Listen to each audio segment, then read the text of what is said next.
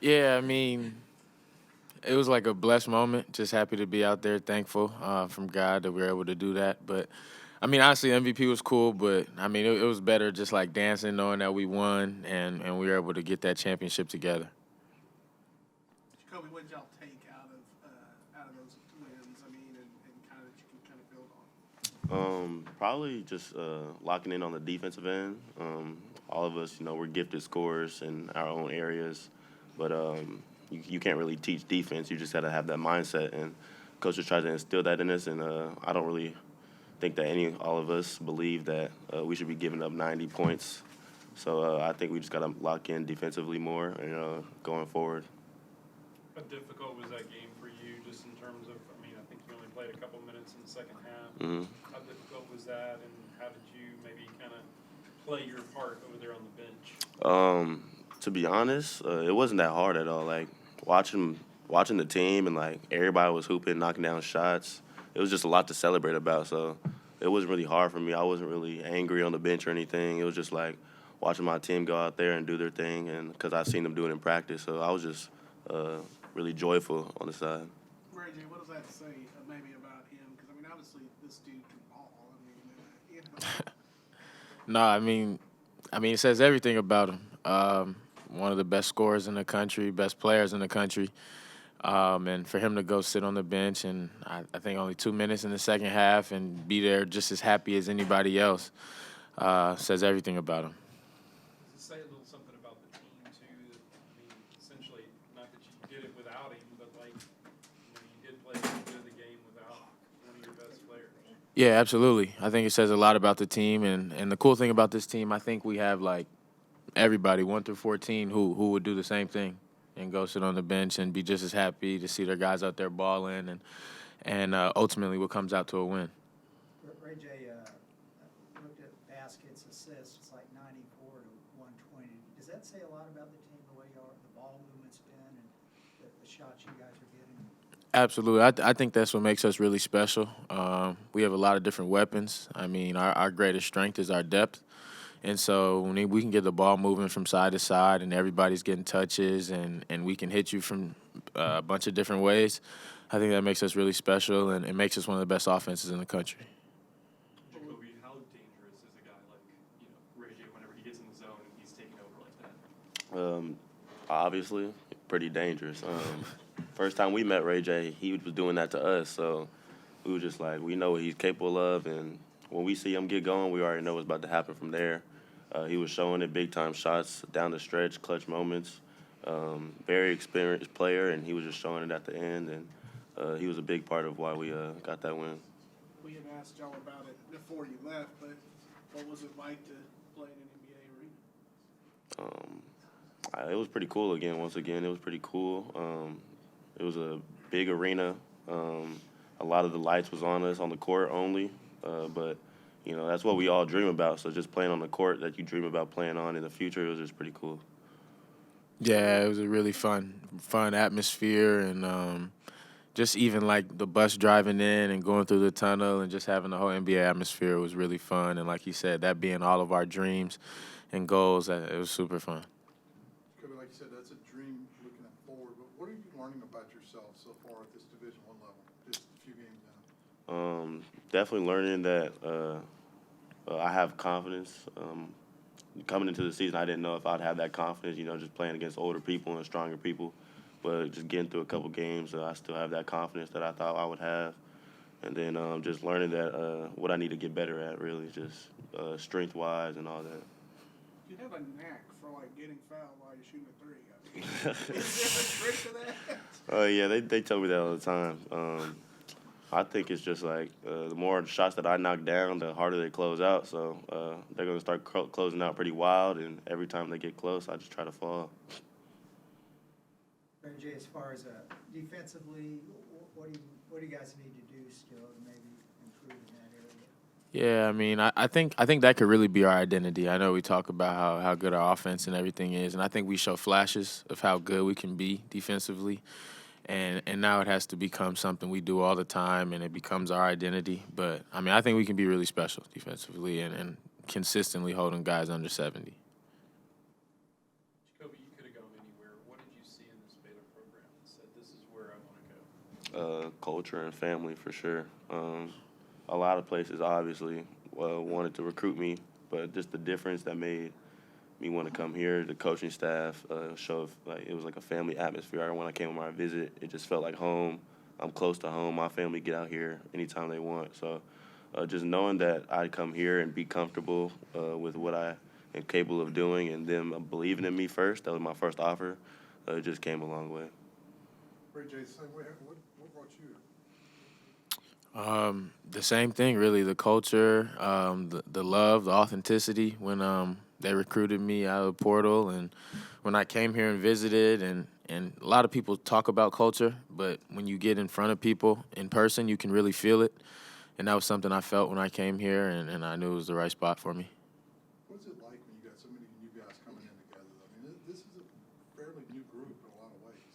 Yeah, I mean, at first you really never know how it's gonna go. You don't know if guys have egos, if they have attitudes, and things like that. But I mean, it's really fun, and kind of being older, where I can help different guys, and we're all new, and so you can take on some of that leadership and help. Has been really fun. And then we have a team where there are no egos. Like I said, like him being a 5-star, being Jacoby Walter, being able to sit out basically the whole second half. I mean, says everything about this team. So you're saying he could have been one of those big egos. That's what he could have been. He could have been. If he wanted to, he probably could have been, but he's not at all.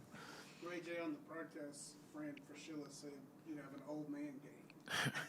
How do you take that? I think what he meant was like, one that you could score in the post at 6'2", you know. Yeah, no, I mean, I don't take any offense to it. That's not the first time I've heard that before.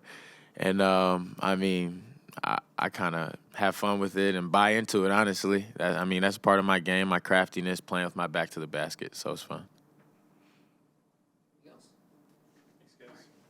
Appreciate it. Thank you. Well, before I start there, I know with football season coming to an end, and I know the growing trend is in any sport, coaches not doing well get replaced quick. And one thing that I know, Coach K and I both were blessed with administrations that gave us time and a chance to be successful. And I'm really excited about next year's football season. So I know Coach Aranda's going to do a great job. As far as our Thanksgiving tournament, anytime you win a tournament, it's a great and special situation for that team. You look at the Final Fours every year, and most of them win their MTE events because to win 2 or 3 games in a short period of time, you have to have that special chemistry and camaraderie and toughness that's required to win in the postseason. So we've won our last 5 out of 6, which is a great accomplishment for the players that have played here, and just how they've approached these tournaments and how they represented Baylor at these tournaments. And for the fans that made the attendance and were there to help us, very appreciative and excited to be back in the Farrell on Tuesday. What do you see from Nichols? Too many threes. So they're a team that obviously beat LSU, played Mississippi State to a 13-point game. They've had close losses. They've beaten teams. Really impressive job for a new coach that in today's day and age when you have a lot of turnover, they've added 8 transfers, and to be able to have the kind of chemistry and camaraderie they've had early in the season, they've done a great job. And every night in basketball you see upsets. So we understand that you have to be ready each and every night. And Nichols is a tough matchup for a lot of Power 5 schools because they play non-traditionally with a 6'7", 4 or 5 man who'll be their point guard, and that spreads you out and allows them to have opportunities to get threes. In that game against Florida, obviously Jacoby and Eve both had foul trouble, and Yeah. they didn't play as much in the second half. Yeah. I know you talked about it after the game, but what does that say, I guess, about Jacoby's character that they're cheering and all that? Yeah, again, I was asked after the game, and this team thus far has really been special from the standpoint. It's more about the team, and we've had a lot of successful teams, as a lot of programs have out there, but it seems like it's fewer and fewer where you have everybody just bought in and committed to the team. And when you have those types of teams, it's a joy to coach, and you're very blessed. And Jacoby got in foul trouble. Eve got in foul trouble, and you'd never known it. They were supporting and cheering on their team, and our biggest strength is our depth. And it showed by having those two guys who had led us in scoring and been so dominant the night before, or the game before, against Oregon State, and it was someone else's turn the other night because of fouls. So again, that's a luxury as a coach, but your biggest strength can always be your biggest weakness, and we have to make sure we keep putting the team first, because it will be someone different when you have a balanced team and a deep team. What do you want to see accomplished in these next 3 home games? You know, I guess going into the exams and all that. Yeah. The 2 tough games after that. But what do you kind of want to see in these 3 games for this group? Well, I think we played 4 games in 8 days, and there were some things we wanted to work on, and we weren't able to because so many games in a short period of time. We were able to spend a couple days and improved in a couple areas, but in this next 3-game span, we'll have a little more practice time to keep working on. I mean, our transition defense has got to get better. Our defensive rebounding has got to get better. We got to get better on our double to post rotations. Offensively, we got to cut down on turnovers and continue to space properly and half court and transition opportunities. And all that comes from defensive and offensive breakdowns, which you don't have time when you're just playing games because it's just prep. So once we get those practice days, we'll try to improve those areas during this time before, obviously, Big 12 play. Scott, you guys have a lot of assists to basket, good ratio there. Yeah. You like the way you're moving the ball around? We've gotten a lot better early in the season, a lot more isolations, one-on-one type plays, and now I think guys are really getting more comfortable with each other, looking for each other. And again, there's going to be times where you're not getting assisted buckets, but hopefully the offense is giving you advantages. And if it's doing that, then you're scoring at a high rate. And currently second or third best offenses because the guys are sharing the ball and playing off each other's strengths. How crafty is Ray J as a scorer? Ray J's somebody that has a quality where the bigger the moment, the better he plays, and that's a great quality to have if you're a basketball player. And he seems to get stronger as the game goes on, and he's somebody that again is. Can score in a variety of ways with not many guards can play as well with their back to the basket or in the paint area, but he's really good at all 3 levels, and his shooting is been a lot more consistent as of late, and I think that will show more with the next couple games up as his numbers improve there too. You talked about a minute ago, obviously, the guys come together, it's a team. Yeah. Perspective.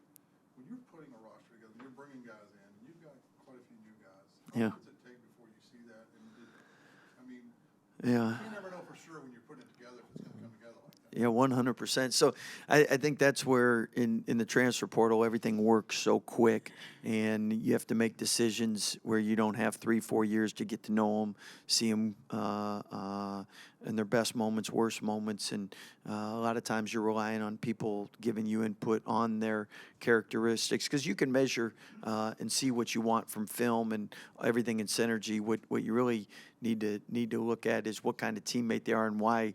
That comes to answering your question is if you're playing with a team that is sharing the ball, moving the ball, they have to have that characteristic where they're a good teammate, because if they're not getting their touches or scoring, then they become selfish, which means now you can't be a good assist team, a good offensive team. You can be a good scorer, but that doesn't necessarily mean you're a good team. So our staff's done a great job in identifying people that fit well together and fit in our system, because every system's different. People can thrive in different areas, but our staff's really done a good job identifying them, and then the players deserve the ultimate credit, because they're the ones that are going to sacrifice and make the right plays. And even if they don't get the assist, it might be the hockey assist, they might be the screen assist, but if you play the right way, you get wins, and that's what matters most. They give out too many assists in hockey, by the way.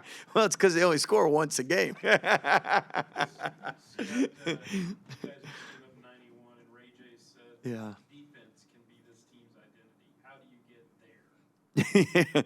Well, I think as a whole, with the charge rule changing, I think you're going to have more offense and you're going to have more possessions. So it's going to be harder to keep teams in the 50s and 60s. But at the same time, your defensive efficiency rating and points per possession you give up can. Right now we're 44th, and that's too high.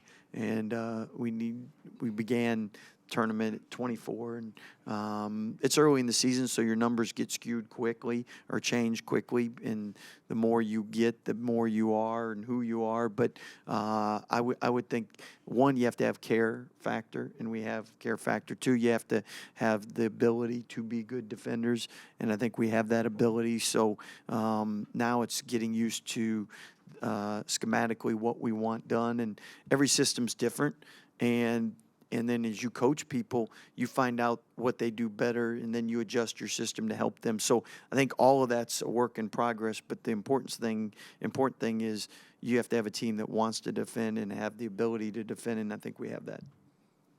Scott, has Langston found his niche off the bench? I mean, it seems like he's just producing in that role. I think, again, that's a quality and strength of our team. We look at it in the last couple of years when we've been really successful winning his Power 5 program in the country. It's not from a starting five, it's a starting rotation. And Langston gives us a lot of great attributes off the bench, but we don't view him as a bench player. And some nights it'll be his night, other nights it's others, and that's the luxury of having depth. Scott, you're a little over a month away from first game over there. I don't know where to point, but Yeah. You're as bad as I am with directions. I know you've probably been by it. What do you think will make that such a home court advantage? Oh, I've only been in there one time because when we go in there, they have to stop work. So we don't want them stopping work. But you walk in and right away there's a distinct difference, and everything is on top of you. Everything is small, and you know it's going to be a real loud arena. Acoustically, you also know that, I mean, if you're on the top row and you're a fan, we're going to hear you. So, I mean, because everything's right there. And then the modern technology with we never saw the Jumbotron, but the space they allotted to those, I mean, and by the way, I mean, the media section they have you guys in is amazing. I mean, the food and